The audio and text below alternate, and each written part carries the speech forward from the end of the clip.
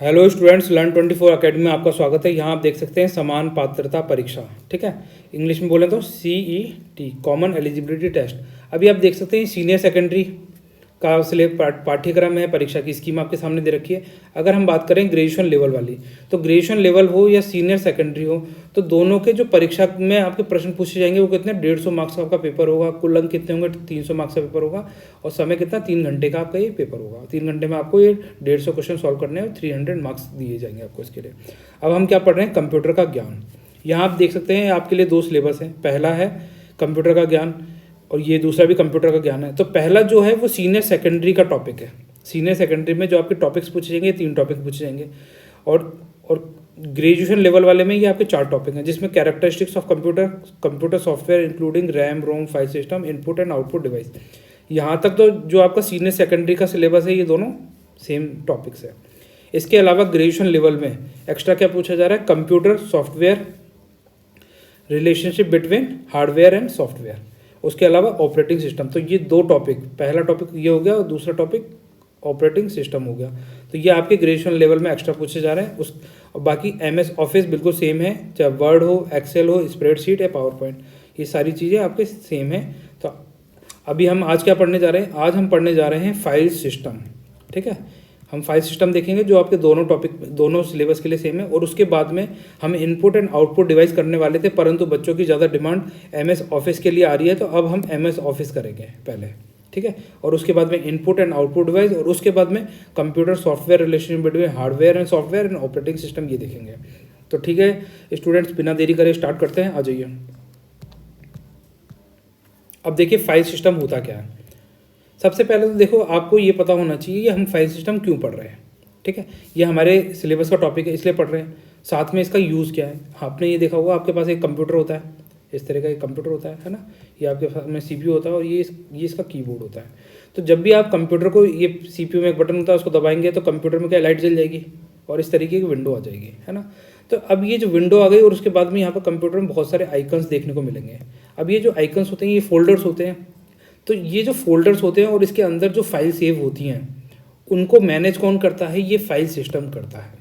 ठीक है, ये जो फाइल सिस्टम आप देख रहे हैं, इस फाइल सिस्टम का काम क्या है? जो कंप्यूटर के अंदर जो हमने फोल्डर्स बना रखे हैं, अपने फोटोज़, वीडियोस, बहुत सारी फाइलों को स्टोर करके रख रखा है, और उनको मैनेज करने का काम किसका होता है? इस फाइल सिस्टम का होता है। तो ये फाइल सिस्टम जानना हमें ज़रूरी है, किस तरीके से इसको मैनेज करता है इन फाइलों को। ठीक है, आज इसकी डेफिनेशन पढ़ते हैं। देखिए, फाइल सिस्टम एक ऐसा सिस्टम है जिसका प्रयोग फाइलों को सुव्यवस्थित ढंग से रखने तथा उसकी पूरी सूचना को सही जगह रखने के लिए ऑपरेटिंग सिस्टम के द्वारा, जो अपने ये ऑपरेटिंग सिस्टम देखा, ठीक है, जो अपनी विंडोज़ होती हैं वो क्या होती है? ऑपरेटिंग सिस्टम होती है। दूसरे शब्दों में कहें तो फाइल सिस्टम एक ऐसा सिस्टम है जिसका प्रयोग सिस्टम की फाइलों को मैनेज करने के लिए किया जाता है। जो हमारा सिस्टम है, कंप्यूटर है, कंप्यूटर इसको क्या बोलते हैं? अपन सिस्टम ही तो बोलते हैं पूरे को, कंप्यूटर को। और इस कंप्यूटर को पूरी, इसमें जो फाइलें होती हैं उनको मैनेज करने का काम कौन करता है? फाइल सिस्टम करता है। तो आई थिंक आपको ये फाइल सिस्टम अच्छे से समझ में आया होगा। अगर आपको आया है तो यस बोलिए और नेक्स्ट चलते हैं, आ जाइए। और नहीं आया हो समझ में तो कमेंट में लिखिए, वापस समझा देंगे, या पीछे जाके वीडियो में देख लीजिए। अब देखिए फाइल क्या होती हैं। फाइल होती हैं, फाइल आप जानते हैं कि हमारे कंप्यूटर में हमने फाइल बनाई, उसके अंदर क्या करते हैं? हम अपना डेटा, जो हमारा डेटा होता है उसको सेव करके रखते हैं। परंतु ये डेटा कहाँ जाता है? कंप्यूटर में। जैसे मान लीजिए अगर अपने ये मॉनिटर है और ये इसके सामने कीबोर्ड हो गया, तो क्या मॉनिटर के अंदर जाता है, कीबोर्ड के अंदर जाता है, कि CPU के अंदर जाता है? CPU के अंदर लगी होती है इस तरीके की हार्ड डिस्क। ठीक है, और या अपनी CD, इस CPU के अंदर अपन CD घुसाएंगे इसको यहाँ पर, या फिर ये हार्ड डिस्क लगी हुई है अंदर, तो इस हार्ड डिस्क के अंदर अपना डेटा सेव होता है। तो अपन क्या बोल सकते हैं, जो अपना डेटा स्टोर होता है, जो अपनी फाइलें हैं, वो कहाँ सेव होती हैं? सेकेंडरी स्टोरेज में, क्योंकि ये सेकेंडरी स्टोरेज है। प्राइमरी स्टोरेज कौन सा होता है? प्राइमरी स्टोरेज होती है अपनी रैम। अगर आपने पढ़ा हो, अपन ने उस दिन पढ़ाया था आपको, तो आपने ये अच्छे से याद रखा होगा, है ना। अब यहाँ पढ़ते हैं इसके बारे में। देखिए, फाइल जो है वह संबंधित सूचना का एक समूह होता है जो सेकेंडरी स्टोरेज, कहाँ पर? ये सेकेंडरी स्टोरेज के बारे में आपने पढ़ लिया। इसको क्या बोलते हैं? मैग्नेटिक डिस्क बोला जाता है। और इसको क्या बोला जाता है? जो अपनी CD होती है इसे ऑप्टिकल डिस्क बोला जाता है, क्योंकि इसमें ऑप्टिक मतलब जो रेज होती है ना, ऑप्टिकल रेज, उसके द्वारा डेटा को इसमें एडिट किया जाता है, लिखा जाता है, मिटाया जाता है। ठीक है, मैग्नेटिक डिस्क या ऑप्टिकल डिस्क आदि में स्टोर रहती हैं क्या? अपना जो डेटा है, जो फाइलें हैं। अब फाइल किस भी तरह के डेटा को स्टोर कर सकती हैं, जैसे कि टेक्स्ट, इमेज, फोटोज़, वीडियो। अपने पास किसी भी तरीके का जो डेटा होगा उसको अपन का सेव करेंगे इन डिस्क के अंदर करेंगे, है ना, और वो ये डिस्क के अंदर क्या बनाएंगे, फाइल बना के सेव करेंगे। और जब अपन बहुत सारी फाइलें बनाएंगे उनको मैनेज करने का काम कौन करेगा, फाइल सिस्टम करेगा। ठीक है, इतना समझ में आ रहा है। आगे चलिए, जब भी हम सिस्टम में फाइल को स्टोर करते हैं तो हम फाइल्स का नाम तथा फाइल के प्रकार को स्पेसिफाई करना पड़ता है। अब जैसे मान लीजिए आपने क्या हुआ, ये फाइल जब आप सेव कर रहे हैं, आप एक्स फाइल है, ठीक है, एक्स फाइल आप सेव कर रहे हैं कंप्यूटर में, तो आप क्या करेंगे, ये पूछेगा उसका नाम। अब जैसे मान लीजिए आपने कोई वीडियो बनाया, ठीक है, आपने कोई अपना डांसिंग वीडियो बनाया, आपको डांस करना अच्छा लगता है मान लीजिए, तो डांस का वीडियो बनाया, तो आप लिखेंगे, जैसे आपकी छोटी बहन ने डांस किया था तो आप उसका नाम लिख देंगे, रेखा ने डांस किया, रेखा वीडियो 1 ऐसे लिख देंगे, या डांस वीडियो लिख देंगे, जो भी आप उसका नाम देना चाहें वो दे देंगे। क्योंकि जब भी आप कंप्यूटर ऑन करेंगे तो आपको वापस ढूंढना ना पड़े, तो आप क्या करेंगे, सर्च ऑप्शन में जाएंगे, वहाँ से रेखा और वीडियो लिखेंगे तो वो उसको खोल के दे देगा आपके सामने, है ना। वरंतु आपको क्या करना पड़ेगा, आपको अलग अलग ड्राइव्स को खोलना पड़ेगा और फिर आपको ढूंढना पड़ेगा आपने वो फाइल कहाँ सेव करी है। इसीलिए क्या होता है, उसका नाम देना जरूरी होता है ना। फाइल के प्रकार को स्पेसिफाई करना पड़ता है, अर्थात फाइल किस फॉर्मेट की है। जैसे अगर इमेज है तो वह इमेज सॉफ्टवेयर में ओपन होगी। अब जैसे मान लीजिए, यहाँ पे मैं थोड़ा सा क्लियर कर देता हूँ जिससे आपको समझ में आ सके। अब जैसे मानो कि आपने आपके पास में मान लीजिए आपके बहुत सारे दोस्त हैं, ठीक है, उन सब ने एक प्रोजेक्ट बनाया, ठीक है, इस प्रोजेक्ट को आपके कंप्यूटर में आके सेव कर दिया, ठीक है।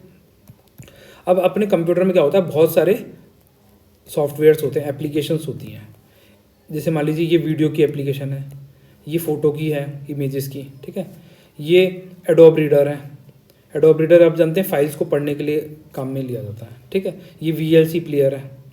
VLC प्लेयर का काम क्या होता है, वीडियोस और जो म्यूज़िक होता है उसको प्ले करने के लिए अपन इसका यूज़ लेते हैं, है ना। साथ में से फ़ोटो भी प्ले की जा सकती है, चलाई जा सकती है।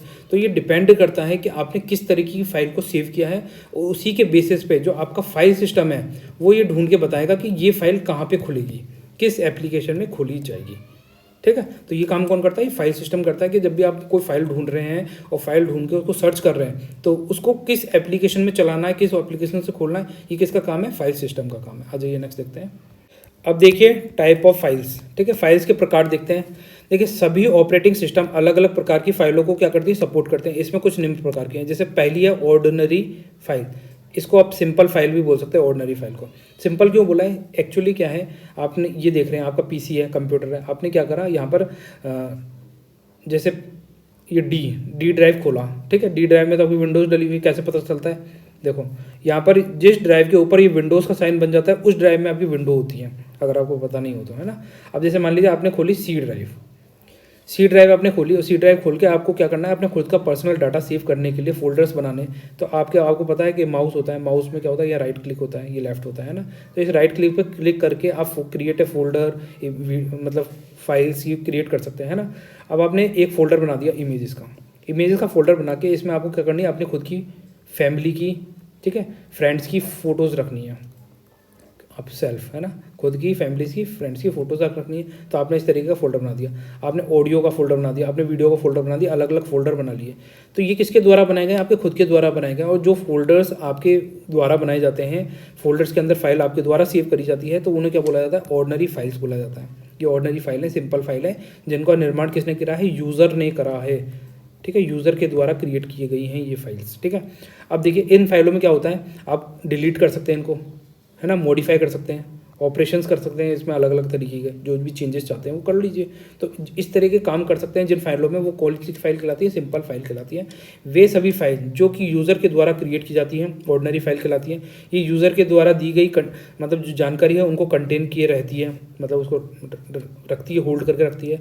ऑर्डिनरी फाइल में हम ऐसी सूचनाओं को स्टोर कर सकते हैं जो कि टेक्स्ट, इमेज, फोटोज़, वीडियोज़, जो कि हमारे डेटाबेस तथा अन्य प्रकार की सूचनाओं को कंटेन करती हैं। इन फाइलों में यूज़र डेटाबेस क्या होता है, देखो डेटाबेस होता है जो हमारे पास में हार्ड डिस्क है, पेन ड्राइव है, ठीक है, CD है, तो इन सबको कंबाइंडली क्या बोला जाता है, डेटाबेस बोला जाता है। इस फाइल में यूज़र इंसर्ट, डिलीट, मॉडिफाई आदि सभी ऑपरेशंस कर सकता है, ठीक है। तो आपको ऑर्डिनरी फाइल समझ में आया। आ जाइए अब देखते हैं दूसरी, डायरेक्टरी फाइल्स। अब देखिए डायरेक्टरी फाइल्स क्या होती हैं, ये वे फाइल्स होती हैं जो किसी विशेष डायरेक्टरी या फोल्डर में स्टोर रहती हैं, ठीक है। अब जैसे मान लीजिए यहाँ पर आपके सामने ये फाइल्स दिख रही हैं, फाइल्स के अंदर आपने ये देखा माई कंप्यूटर में आपने desktop, document, downloads, music, videos, photos, pictures ये बना रखे हैं, ठीक है। अब जैसे आपने डाउनलोड किया है कंप्यूटर में, डाउनलोड करके आपने कुछ भी चीज़ कहीं रखी है तो वो कौन से फोल्डर में दिखाई देगी, डाउनलोड्स में दिखाई देगी। ठीक है, ये रहा डाउनलोड्स। आप जैसे मान लो म्यूज़िक सेव कर रखा है अलग अलग, आपके पास सी ड्राइव है, डी ड्राइव है ना, चार्ज नहीं कर रहा था, ठीक है, सी ड्राइव है, डी ड्राइव है, ठीक, म्यूज़िक है, तो म्यूज़िक वाले सारी ऑप्शंस कहाँ दिख जाएंगे, आपने सीडी कहीं भी सेव कर रखा हो तो म्यूज़िक में दिख जाएगा, पिक्चर्स आपको पिक्चर्स वाले फोल्डर में दिख जाएंगे, आपने वीडियोस कहीं भी कोई सा भी वीडियो रख रखा तो वीडियो वाले फोल्डर में आप उसको देख सकते हैं। तो इसे क्या बोलते हैं, डायरेक्टरी बोलते हैं। जैसे आपने फ़ोन की डायरेक्टरी होती थी, अपन फ़ोन की एक डायरेक्टरी खोलते थे और अपने इंडिया में जिसका भी किसी का भी नाम राहुल से शुरू होता था उसके नाम उसमें आ जाते थे और उसका नंबर आ जाता था, फिर अपन वहाँ से उसको फ़ोन मिला सकते थे, है ना। इसी तरीके से वीडियोज़ वाले फोल्डर में क्या, सभी कंप्यूटर में आपके कहीं भी कोई सा भी वीडियो होगा तो इस वीडियो वाले फोल्डर में आपको सारे वीडियोस दिख जाएंगे कि कहाँ कौन सा वीडियो सेव करके रखा है। आ जाइए नेक्स्ट देखते हैं। फिर आ जाइए स्पेशल फाइल्स। ठीक है, वे फाइल्स जो यूज़र के द्वारा क्रिएट नहीं की जाती, अर्थात ये वे फाइल्स हैं जो सिस्टम चलाने के लिए ज़रूरी होती हैं। तो इन फाइलों को क्या बोला जाता है, स्पेशल फाइल बोला जाता है। जैसे मान लीजिए आपने कंप्यूटर लिया, कंप्यूटर जब लिया तो उसमें आपने देखा, उसको रन किया तो एक विंडो बनकर आई, है ना, या विंडो जानते ही हैं किस तरीके से विंडो आती है। तो ये जो विंडो बन के आई है ये क्या है, ऑपरेटिंग सिस्टम है हमारा, OS है। ठीक है, ऑपरेटिंग सिस्टम। अब इस ऑपरेटिंग सिस्टम के अंदर क्या खूब सारी फाइल्स हैं, ये हर तरह की फाइलें अलग अलग चीज़ों को चलाने के लिए। तो ये जो ऑपरेटिंग सिस्टम की जो मेन फाइलें हैं जिनसे हमारा कंप्यूटर रन करता है उन्हें क्या बोलते हैं, हम सिस्टम फाइल बोलते हैं, स्पेशल फाइल बोलते हैं। ठीक है, इसका जो एक्सटेंशन होता है वो .sys होता है। ये इंपॉर्टेंट है, यहाँ से एग्जाम में आपके क्वेश्चन बन सकता है। ठीक है, पीछे भी जो चीज़ें पढ़ाई हैं उसमें भी किसी तरीके से घुमा फिरा के बनाया जा सकता है, परंतु ये SYS याद रखना, ये सिस्टम फाइल्स होती हैं, ये स्पेशल फाइल होती हैं। इनका एक्सटेंशन क्या होता है, .sys होता है, जो हमारे जो मेन फाइल मतलब जो कंप्यूटर को रन करने के लिए इंपॉर्टेंट होती हैं, सभी चीज़ों को ड्राइव करने के लिए, चलाने के लिए जरूरी होती है। अब देखिए स्पेशल फाइल कहलाती हैं, ये फाइल सिस्टम के द्वारा क्रिएट होती हैं। स्पेशल फाइल को सिस्टम फाइल भी कहते हैं, है ना। सभी सिस्टम फाइल सिस्टम में ही स्टोर रहती हैं तथा इन फाइलों को SYS डॉट एक्सटेंशन कहते हैं। अब आप ये देखिए, ये आपका PC हो गया, PC यहाँ पे दिख रहा होगा आपको। PC में सिस्टम 32 सिस्टम एप्लीकेशन, तो इन जब भी इसको खोलेंगे तो इसके अंदर कौन सी फाइल खुलेंगी, ये सिस्टम फाइल खुल जाएंगे। और आपको कुछ भी आप इनमें कुछ चेंज कर देंगे तो क्या होगा, आपको वो चलेंगी नहीं। ठीक है, या फिर कुछ और अगर आप जानते होंगे तो वो चल जाएंगी, ज़्यादा अच्छे से चल जाएंगे। तो ये सिस्टम फाइल में मॉडिफिकेशन कौन कर सकता है, जो टेक्निकल एक्सपर्ट होता है, आप नहीं कर सकते। ठीक है, आ जाइए नेक्स्ट देखते हैं। अब देखिए फोर्थ है फीफो फाइल्स। फीफो का मतलब क्या होता है, F जो पहला अक्षर है, फी का मतलब हो गया फर्स्ट, आई का मतलब हो गया इन, ठीक है, दूसरा F का मतलब हो गया फर्स्ट वापस से, और O का मतलब हो गया आउट। तो हम ये कह सकते हैं फर्स्ट इन फर्स्ट आउट, जो हमने पहले अंदर घुसाया है। जैसे मान लीजिए A नाम की फाइल हमने पहले सेव करी थी कंप्यूटर में, तो ये पहले किसको बाहर निकालेगा, A को ही बाहर निकालेगा, मतलब उसको प्रोसेस करेगा, उसको एग्जीक्यूट करेगा। जब भी अपन कोई कमांड डालेंगे, अपन को कोई प्रोग्राम बनाना है, कुछ करना है, तो ये फीफो फाइल्स में क्या करता है, जो अपन ने पहले सेव करी है उसको पहले पढ़ेगा, एग्जीक्यूट करेगा, फिर दूसरे नंबर पे जो सेव करी थी इसके बाद मान लीजिए अपन ने F नाम की फाइल सेव करी थी, तो सेकंड नंबर पे किसको एग्जीक्यूट करेगा, F को करेगा। F के बाद में अपन ने Z करी थी तो फिर Z को करेगा, फिर उसके बाद D करी थी तो D को करेगा। ऐसा नहीं कि खुद का ऑर्डर नहीं बनाएगा, जो अपन ने सेव करने का क्रम रहेगा उसी क्रम में ये फाइल को प्रोसेस करेगा, एग्जीक्यूट करेगा। उसे ही बोलते हैं first in first out process. ठीक है, इसमें क्या है, देखो यहाँ पे सिस्टम में क्या होता है, फीफो फाइल्स का प्रयोग प्रोसेस को एक क्रम में एग्जीक्यूट करने के लिए करता है, अर्थात जो प्रोसेस पहले आएगी उसे पहले ही एग्जीक्यूट करेगा। ठीक है, अब यहाँ पे देखिए ये फ्लो 8 लिखा हुआ है। अब ये फ्लो 8 की फाइल जो थी, ये फाइल नंबर 1, ये इसने पहले सेव करी थी। फ्लो 8 की जो फाइल थी इसमें सबसे पहले सेव करी थी। दूसरे नंबर पे फ्लो 2 करा था, तीसरे नंबर पे फ्लो 7 करा था, चौथे नंबर पे फ्लो 3 करा था, फिफ्थ नंबर पे फ्लो 1 किया था, और सिक्स नंबर पे फ्लो 4 करा था, है ना। तो उसी ऑर्डर में ये बाहर निकल रहा है 1 2 3 4 5 6, इस तरीके से पहले इसको बाहर निकाला, फिर इसको निकाला, फिर लास्ट में किसका नंबर आएगा, 6 का आएगा, क्योंकि लास्ट में फ्लो 6 नाम की फाइल इसने सेव करी थी। ठीक है, फोल्डर जो है फ्लो 6, उस फोल्डर की फाइलें कब सेव करी थी, सबसे लास्ट में करी थी। आ जाइए अब नेक्स्ट देखते हैं। अब देखिए फाइल एक्सेस मेथड, नाम पढ़ने से ही पता चल रहा है कि फाइल को, जो हमने कंप्यूटर में जो फाइल सेव करके रख रखी है, इसको एक्सेस करने के क्या क्या मेथड हो सकते हैं, है ना। जैसे मान लीजिए इसमें आपने फ़ोटो सेव कर रखे हैं, तो इसको पढ़ने के क्या क्या मेथड हो सकते हैं। जैसे बहुत सारी फ़ोटोज़ हैं, 10,000 फ़ोटोज़ हैं, तो 10,000 फ़ोटोज़ को पढ़ने के मेथड क्या होंगे। पहला सीक्वेंशियल मेथड, दूसरा डायरेक्ट एक्सेस मेथड, तीसरा इंडेक्स सीक्वेंशियल एक्सेस मेथड। अभी इसको एक एक करके देखते हैं। देखिए सीक्वेंशियल एक्सेस, सीक्वेंशियल एक्सेस का मतलब है कि आप सीक्वेंस में एक्सेस करेंगे। जैसे आपने A फाइल को पहले सेव किया था, फिर B सेव की थी, ठीक है, ए बी सी फिर डी, ठीक है। तो इस तरीके से इसी क्रम में आप क्या करेंगे, इनको एक्सेस करेंगे, पढ़ेंगे, एक एक करके पढ़ेगा सारी फाइलों को, फिर आपको करेगा रिजल्ट निकाल के देगा। जैसे आपने मोहन की फ़ोटो ढूंढनी है ना, वो मोहन की फ़ोटो जाके जेड फोल्डर में थी, पर ए में ढूंढेगा, फिर बी में ढूंढेगा, फिर सी में ढूंढेगा, तो ऐसे सीक्वेंस में वो हर एक फोल्डर को ऑब्जर्व करेगा, उसमें पढ़ता जाएगा, फिर लास्ट में जाके वो जेड वाले फोल्डर में देखेगा तो जाके तब उसका मोहन मिलेगा, है ना। तो इसमें क्या होता है, ये बहुत ज़्यादा टाइम कंज्यूमिंग होता है एक तरीके से। अब देखिए, फाइल में उपस्थित इन्फॉर्मेशन, सूचना को क्रम में एक्सेस किया जा सकता है, अर्थात सूचना को क्रम में एक के बाद एक एक्सेस किया जाता है। जैसे हमारे पास एक फाइल है जिसमें 5 सूचनाएं रिकॉर्ड्स हैं, R1 R2 R3 4 5। तो हम सबसे पहले क्या करेंगे, R1 को एक्सेस करेंगे, फिर उसके बाद में R2 को, और उसी क्रम में अंत में हम R5 को एक्सेस करेंगे, ठीक है। हम डायरेक्ट R5 को एक्सेस नहीं कर सकते इस मेथड में, ये इंपॉर्टेंट हो जाता है।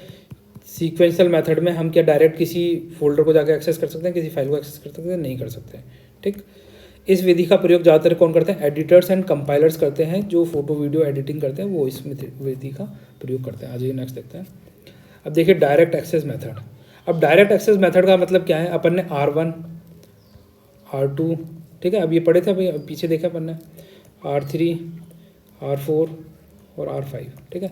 अब जैसे मान लीजिए आपका मन करा कि आपको R4 को देखना है डायरेक्ट जाके, तो डायरेक्ट एक्सेस में आप क्या करेंगे, R4 को खोल लीजिए, R4 की इन्फॉर्मेशन को पढ़ लीजिए, तो यही डायरेक्ट एक्सेस मेथड है। अब इसी के बारे में देखो, यहाँ पे सही लिखा हुआ है, यही सारी चीज़ लिखी है। डायरेक्ट एक्सेस के द्वारा हम फाइल में उपस्थित किसी भी इन्फॉर्मेशन को डायरेक्ट एक्सेस कर सकते हैं।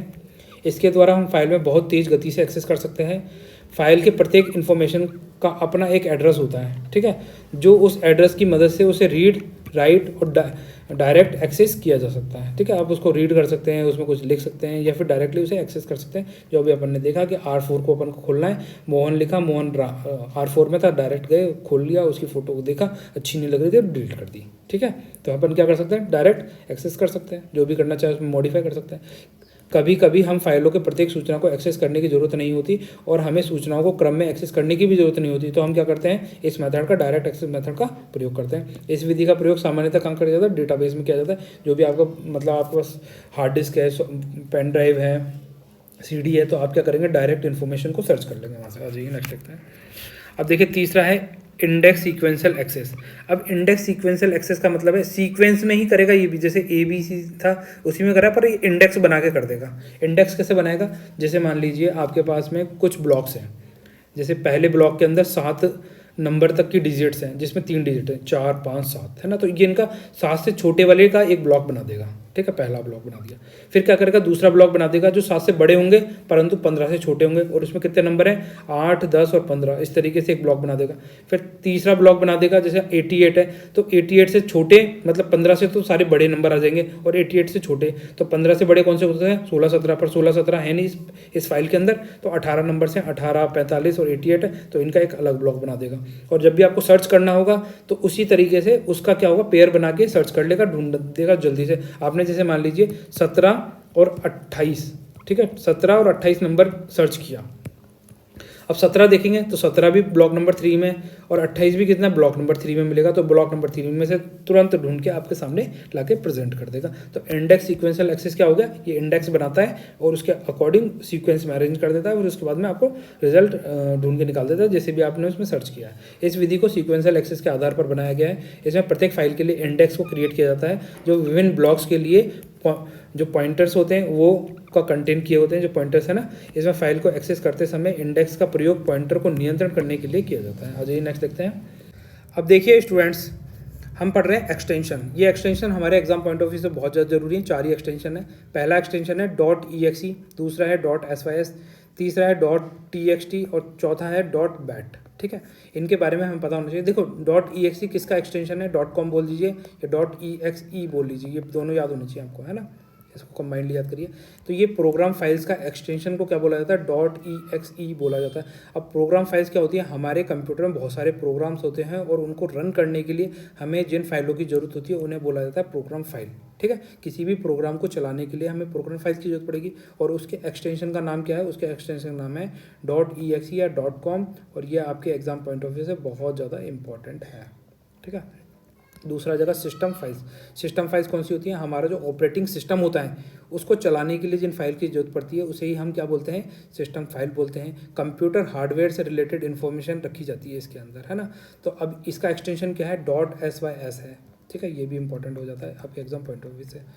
आज ये तीसरी है अनफॉर्मेटेड टेक्स्ट फाइल्स। अब अनफॉर्मेटेड टेक्स्ट फाइल्स है, इसका एक्सटेंशन क्या है? .txt होता है, ठीक है। अब इसमें क्या होता है? इस फाइल में केवल ASCII टेक्स्ट होते हैं। ASCII टेक्स्ट कौन से होते हैं? जो American code for information exchange, ASCII की फुल फॉर्म क्या है? American code for information interchange. तो आपको कोई भी इंफॉर्मेशन का इंटरचेंज करना है, एक्सचेंज करना है, डाटा का आदान प्रदान करना है, तो आपको इस एक्सटेंशन की जरूरत पड़ेगी। इस एक्सटेंशन का नाम क्या है? .txt, ठीक है।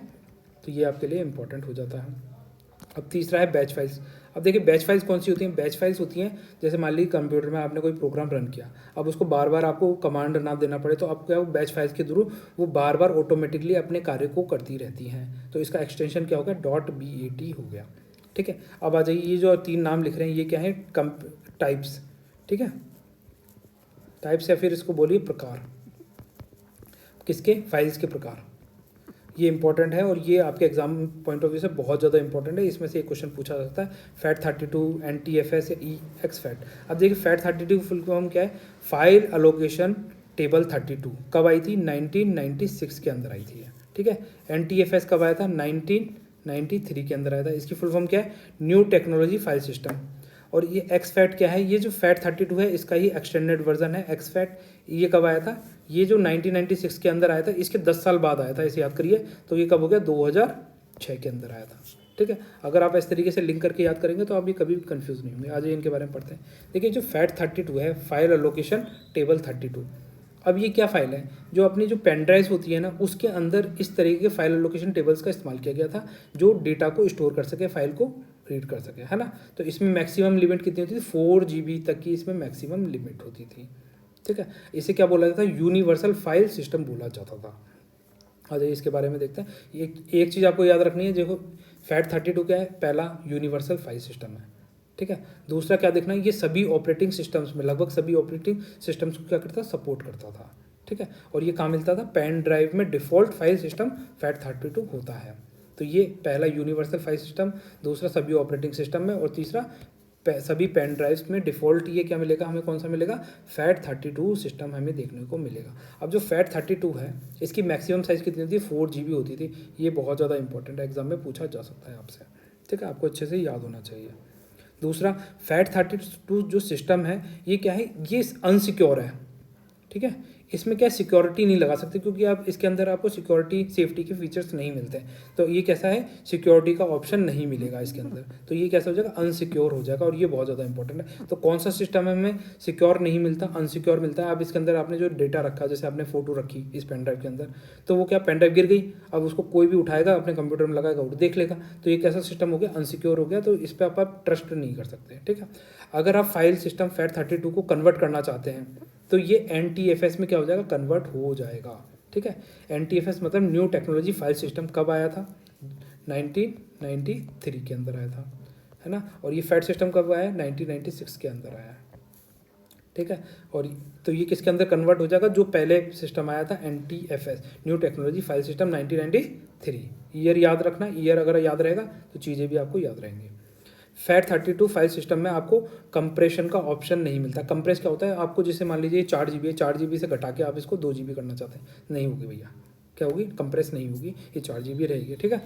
अब जो FAT32 है, अगर आप फाइल को एनक्रिप्ट करना चाहते हैं, एनक्रिप्ट का मतलब क्या होता है? कोडिफाई कर देना, ठीक है। आपने देखा होगा कभी कभी आप कुछ फाइल खोलते हैं तो मल्टीप्लाई, प्लस, डिवाइड इस तरीके सिंबल्स दिखते हैं आपको, है ना। पढ़ने में नहीं आती है वो फाइलें, जबकि उसमें कुछ डाटा लिखा होता है। तो उसको क्या एनक्रिप्ट किया हुआ है, जिसके लिए, जिस यूज़र के लिए वो डाटा बनाया गया वही यूज़र उसको पढ़ पाएगा, ठीक है। आप नहीं पढ़ पाएंगे।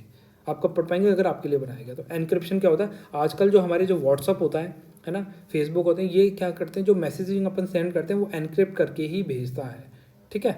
आ जाइए नेक्स्ट देखते हैं। अब देखिए NTFS फाइल सिस्टम क्या है। देखो NTFS की फुल फॉर्म अपन ने पहले देख ली, न्यू टेक्नोलॉजी फाइल सिस्टम। कौन सी ईयर में आया था? ये आया था 1993 के अंदर आया था। कौन सी विंडो के साथ आया था? विंडो NT के साथ आया था। तो ये आपके लिए एक इंपॉर्टेंट पॉइंट हो जाता है कि कौन सी विंडो के साथ आया था? New technology file system window NT के साथ आया था। कौन सी ईयर में आया था? 1993 में आया था। अगर हम बात करें फैट 32 की कौन सी ईयर में आया था? 1996 के अंदर आया था, ठीक है, 1996 के अंदर। अब ये विंडो NTFS कब आया था? 1993 के अंदर था, तो मतलब उससे 3 साल पहले ही आ गया था ये NTFS। फैट 32 अपन जो पीछे पढ़ के आए हैं उससे 3 साल पहले आया था, याद करिए, लिंक करिए, ठीक है। अब ये देखिए जो NTFS है ये क्या लगभग हमें सभी जो विंडोज़ के ऑपरेटिंग सिस्टम होते हैं उसमें सबको देखने को मिलता है। अगर जैसे मान लीजिए आपको ये चेक करना है कि आपके विंडोज़ के अंदर NTFS है नहीं कि नहीं, तो आप क्या करेंगे, कंप्यूटर के किसी भी फोल्डर पे राइट क्लिक करके प्रॉपर्टीज़ में जाकर आप फाइल सिस्टम के बाई डिफ़ॉल्टर NTFS में देख सकते हैं वहाँ पर, ठीक है। अब देखिए जो अपन ने फैट 32 पढ़ा था इसमें मैक्सिमम कितने 4 GB की 4 GB की हम फाइल सेव कर सकते थे, जबकि new technology file system NTFS के अंदर कितनी 16 TB तक के मैक्सिमम फाइल साइज़ होता है इसका, है ना। मैक्सिमम फाइल साइज कितना मिलेगा? 16 TB मिलेगा। 16 TB का मतलब कितना है? देखो 1 TB, ठीक है, 1 TB इजिकल टू 1024 GB, ठीक है। 1 TB में 1024 GB होते हैं, तो 16 TB में कितने होंगे? 16 इंटू का 1024 कर लेंगे तो इतने GB आपके सामने आ जाएगा, ठीक है। NTFS सिस्टम को ज़्यादा सिक्योर माना जाता है क्योंकि इसमें सिक्योरिटी फीचर दिया गया था, जबकि फैट 32 जब अपन ने पढ़ा था तो अपन ने ये देखा था कि उसके अंदर कोई सिक्योरिटी फीचर नहीं था। तो हम ये कह सकते हैं जो जो चीज़ें NTFS में मिलेंगी वो हमें फैट 32 में नहीं मिलेंगी, और जो फैट 32 में मिलेंगी वो हमें यहाँ नहीं मिलेंगी, ठीक है। इस तरीके से भी आप इसको याद कर सकते हैं, ठीक है। अब देखिए इसमें आपको क्या होगा, NTFS फाइल सिस्टम के अंदर आपको सिक्योरिटी का ऑप्शन मिल जाएगा। आप अपने विंडोज C ड्राइव पे राइट क्लिक करें और फिर प्रॉपर्टीज़ में जाकर आप ये सिक्योरिटीज़ के ऑप्शन देख सकते हैं, ठीक है। अगर आप NTFS फाइल सिस्टम को कन्वर्ट करना चाहते हैं, वहाँ पर क्या था, जो फैट 32 था उसको अपन NTFS में क्या कर रहे थे, कन्वर्ट कर पा रहे थे, तो यहाँ पर क्या करेंगे, उसको कन्वर्ट नहीं कर पाएंगे, ठीक है। NTFS को F32 में कन्वर्ट करना चाहते हैं तो क्या हो जाएगा, नहीं होगा। परंतु फैट 32 को अगर NTFS में कन्वर्ट करना चाहते हैं तो हो जाएगा, हाँ जी बिल्कुल हो जाएगा, ठीक है। फैट 32 NTFS में कन्वर्ट हो जाएगा, NTFS फैट 32 में कन्वर्ट नहीं होगा, ऐसे याद करिए, आपको याद रहेगा। आज ये थोड़ा सा डिलीट कर देते हैं जिससे नीचे की आपको ये लाइनें दिखाई जा सकें। अब देखिए NTFS में आपको फाइल कंप्रेशन का ऑप्शन मिल जाएगा, परंतु आपको फैट 32 में नहीं मिलता था, ठीक है। वहाँ पे फाइल को कंप्रेस नहीं किया जा सकता था, एनक्रिप्ट नहीं किया जा सकता था। यहाँ पे फाइल को कंप्रेस किया जा सकता है, एनक्रिप्ट किया जा सकता है, ठीक है। तो ये सारी चीज़ें यहाँ मिल जाएंगी। आ जाइए नेक्स्ट देखते हैं। अब देखिए एक्सफैट क्या है, एक्सटेंडेड फाइल एलोकेशन टेबल। जो अपन ने फैट 32 पढ़ा था फाइल एलोकेशन टेबल, तो उसका क्या है, एक्सटेंडेड वर्जन है। कौन सी ईयर में आया? 2006 में आया। जो अपन ने न्यू टेक्नोलॉजी फाइल सिस्टम जो अपन ने देखा था NTFS, ये कौन सी ईयर में आया था? ये 1993 के अंदर आया था, ठीक है। फैट 32 कब आया था? फैट 32 कब आया था? 1996 के अंदर आया था, ठीक है। तो ये कब आया? ये उसके 10 साल बाद आया है ना। एक्सटेंडेड फाइल लोकेशन टेबल कब आया? 10 साल बाद आया। तो ये तीनों की आपको डेट याद होनी चाहिए, ठीक है। अब ये जो फाइल सिस्टम है ये क्या था, ये एक्सटेंडेड वर्जन है। जहाँ पर आप फैट 32 का इस्तेमाल नहीं कर सकते वहाँ आप किसका इस्तेमाल हो जाएगा, एक्सटेंडेड फाइल लोकेशन टेबल का इस्तेमाल हो जाएगा। इसमें अंदर क्या है, आपको 128 PIB तक का फाइल सिस्टम के अंदर क्या मिल जाता है, स्टोरेज साइज मिल जाता है ना। आप कितने PIB मतलब PIB का मतलब है 1 TB, ठीक है। 1 टेराबाइट में 1 TB में कितने 1024 GB, ये अपन ने देखा था। तो 1024 TB इक्वल टू 1 PIB, ठीक है। अब आपको ये मिल गया कि 1024 TB के अंदर 1 PIB होता है, तो 128 PIB में कितने TB होंगे, तो 1024 से इसको मल्टीप्लाई कर लीजिए, 128 को 128 को, ठीक है। 128 मल्टीप्लाई बाई 1024 TB करेंगे तो आपके सामने इतने 128 में कितने TB आ जाएंगे आपके सामने निकल के, इसका साइज निकल आएगा, ठीक है।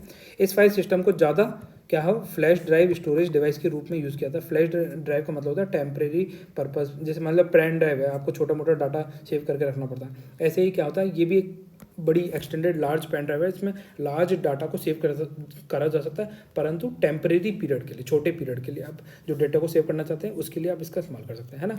एक्सफैट विंडोज़ के सभी वर्जनों को सपोर्ट करता है। एक्सफैट का यूज़ आप तब कर सकते हैं जब आपको फैट 32 से ज़्यादा फाइल साइज़ को स्टोर करना हो, ठीक है। तो देखिए आ जाइए नेक्स्ट देखते हैं। अब देखिए जो FAT32 है NTFS है और XFAT है ना।